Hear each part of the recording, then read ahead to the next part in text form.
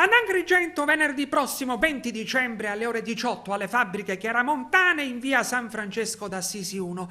Il giornalista del TG5 e scrittore agrigentino Carmelo Sardo presenterà il suo ultimo libro Le notti senza memoria, ambientato ad Agrigento e popolato da parecchi protagonisti locali. Interverranno insieme all'autore Beniamino Biondi, Alice Titone e Tiziana Bonsignore.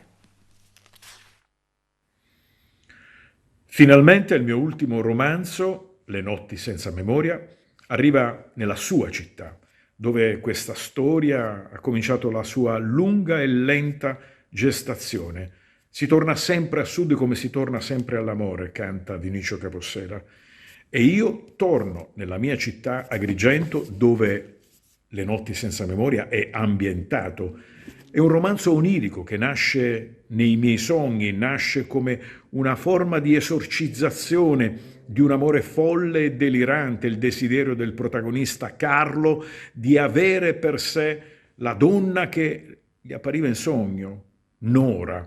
Ma poi succedono delle cose abbastanza clamorose. Questo romanzo mette a nudo le fobie, i deliri dell'uomo, le follie e i deliri umani, e mette a nudo ciascuno di noi. Molti miei lettori si sono riconosciuti in questa storia. È stato un po' faticoso elaborare questo percorso molto introspettivo. È una storia dove accadono molte cose, frutto di un'esperienza che nasce con me, ma è il frutto anche di una lunga gestazione di tutti i tormenti che ho raccolto di amici, di vari conoscenti. È una storia che giunge poi a una svolta abbastanza clamorosa. C'entra il destino, le scelte dell'uomo, c'entrano i gatti, c'entrano gli incidenti stradali, c'entrano molte cose che accompagnano oggi tutta la nostra vita, la cronaca di tutti i giorni. Non vi posso svelare molto perché è anche un thriller psicologico, va letto anche quasi come un giallo.